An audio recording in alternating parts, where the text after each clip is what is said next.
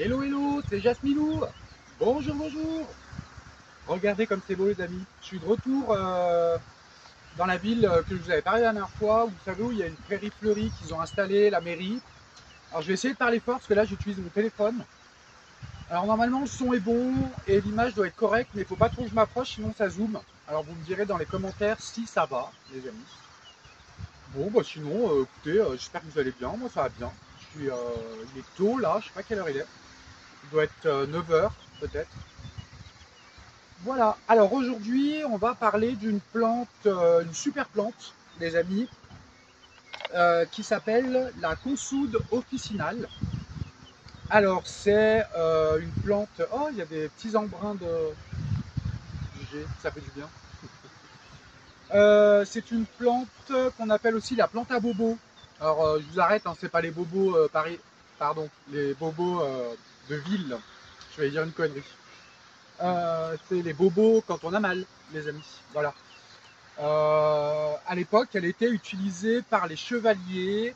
Elle était très utilisée par les chevaliers. Je vais vous expliquer pourquoi, si vous ne la connaissez pas. Je vais vous expliquer comment la reconnaître, ses vertus médicinales et les risques liés à ces molécules, parce qu'elle contient des alcooloïdes, les amis. Et c'est une plante qui peut être très dangereuse, qui est consommable en interne, mais qui peut être dangereuse, et je vais vous expliquer pourquoi. Voilà, voilà. Eh bien, écoutez, on va y aller. Alors, j'espère que vous allez bien entendre avec le bruit du geyser derrière. Normalement, je pense que oui. En plus, la caméra est un peu plus près. Alors, bon, là, il y a plein de choses, hein. Déjà, là, il y a du lierre terrestre. Alors, j'adore cette plante, les amis. Je me rappelle plus si je vous ai fait une vidéo là-dessus, d'ailleurs. Il faudra que je regarde. Ça sent bon. Alors, c'est une plante qui est de la famille des Boraginaceae. Alors, comment la reconnaître? Eh bien, écoutez, c'est très simple. On va commencer déjà par la feuille. Je vous mets des photos à chaque fois, les amis. Alors, la feuille, on appelle ça... elles sont ailées, en fait. C'est-à-dire que de la tige commence la feuille qui est collée et fait comme ça, en fait. Vous voyez? Et c'est une feuille qui est en forme un peu lancéolée, comme le plantain, par exemple. Ensuite, pour la reconnaître, c'est simple. Je vais en prendre une. Alors, déjà en dessous, elle est un peu plus claire blanche que le dessus. Là, c'est vert foncé. Et là, c'est un peu plus clair. Elle a des poils, elle est très rugueuse. Vous voyez? Très rugueuse. Et pour être sûr de bien la reconnaître, bon, après, les amis, il n'y a pas trop de confusion avec cette plante quand même. Vous avez en dessous des poils qui ne sont pas droits, ils sont incurvés. Ce qui veut dire que ici, de la face à la face en dessous, interne, quand vous la posez, elle colle. Parce que les poils sont incurvés, donc elle s'incruste dans le vêtement, donc elle colle. Par contre, de l'autre côté, les poils sont droits, donc elle ne colle pas, en fait. Vous voyez? Voilà. Donc ça, c'est un des signes que vous avez affaire à la consoude officinale. C'est, voilà, les amis. Après, qu'est-ce qu'on peut dire sur la feuille? Alors, je vais vous expliquer, elle est consommable, hein, mais je vais vous expliquer après. Ensuite, vous avez la tige qui est... Alors, vous voyez, on a les feuilles, hein, on voit bien les feuilles qui sont collées dessus partout. Donc, ça fait une espèce de tube avec... Enfin, je vous montrerai une photo, il est très facilement identifiable et la tige est bourrée de poils. C'est hyper rugueux. Je ne sais pas si on entend.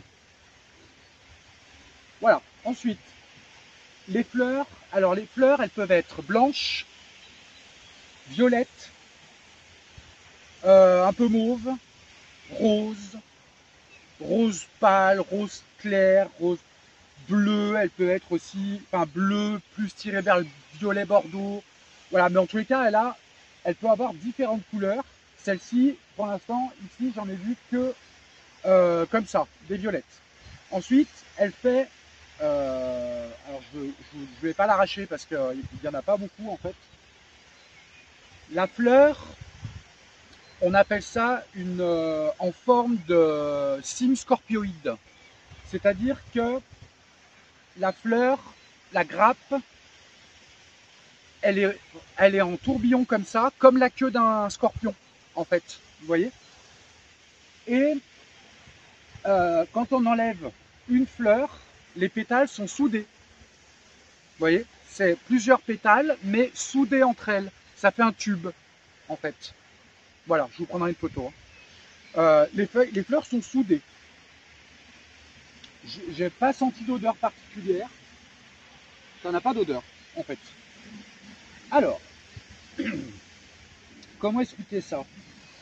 Alors, il y en a qui vont vous dire qu'elle est consommable, crue ou cuite. Alors, effectivement, c'est vrai. Moi, j'ai déjà mangé des beignets avec les feuilles, mais quand elle n'était pas en fleurs.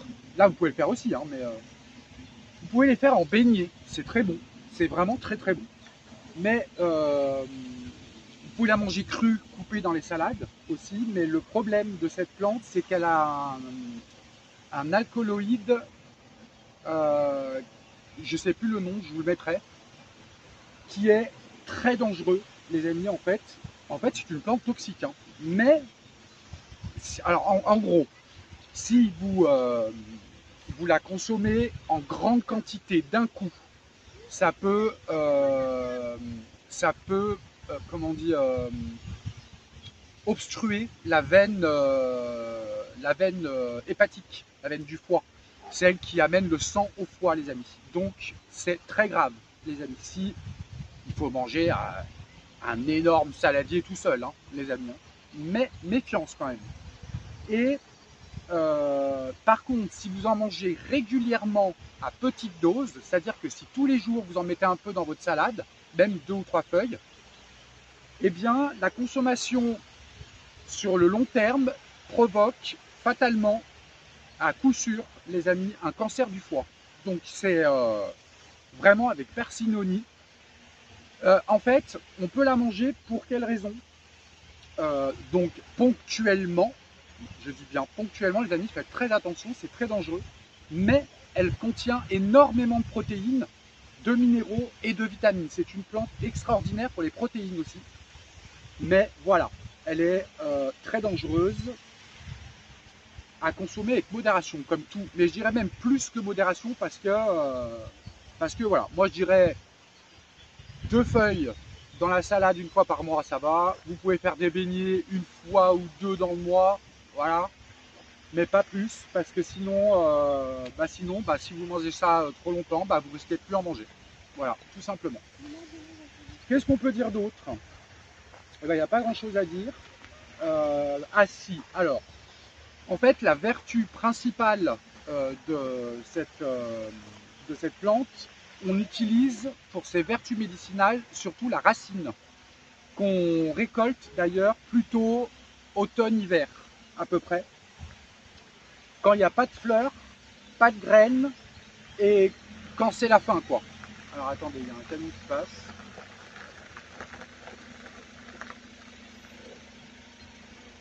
Ah, attendez, je vais arrêter 2 secondes parce que le monsieur vient vers moi. J'arrive. Alors, c'est infernal, hein, toutes ces voitures. Hein. Dis donc, j'aurais peut-être dû venir plus tôt. Bon, après, le monsieur faisait son travail. Non, il est juste venu me voir parce qu'il se demandait ce que je faisais, en fait.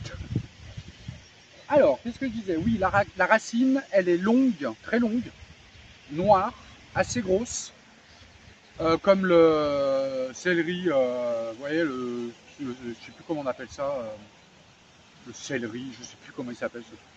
Le radis noir, pardon. Vous voyez, c'est un peu pareil, en moins gros. Alors, c'est uniquement, oula, je ne vais pas y arriver aujourd'hui. C'est uniquement pour ça en fait qu'on utilise cette plante. Récoltée automne, hiver pour la racine, on l'utilise en macérat huileux ou en alcoolature. Pourquoi? Parce que tout simplement, déjà ça vous permet de la conserver et puis vous pouvez récupérer les propriétés qui sont... Alors, comme je vous disais, c'est la plante à bobo, donc elle soigne les contusions, les hématomes et c'est très efficace par contre, les entorses de la cheville par exemple. les problèmes de peau, quand vous avez des boutons par exemple. Elle aide à la cicatrisation. Enfin, tout ce qui est courbature, tout ce qui est musculaire, enfin, vous voyez les amis, c'est très très efficace. Voilà, et je pense que d'ailleurs dans toutes les plantes, je crois que c'est la plus efficace pour ça. Voilà, sinon, à part ça, je vous le redis encore une fois, cette plante est vraiment toxique et à manger, en fait, principalement, il ne faut pas la manger. Voilà, vous pouvez le faire parce que c'est un goût très particulier dans les beignets, par exemple. Mais voilà, je vous conseille de ne pas le manger. Voilà, Valou. Bah écoutez, moi je vais en prendre, je vais pas en prendre parce que parce qu'il n'y en a pas assez. Et du coup, voilà. Bah écoutez, je vous donne rendez-vous demain pour la prochaine vidéo. Gros bisous à tout le monde, merci des partages, des petits pouces et tout. Gros bisous.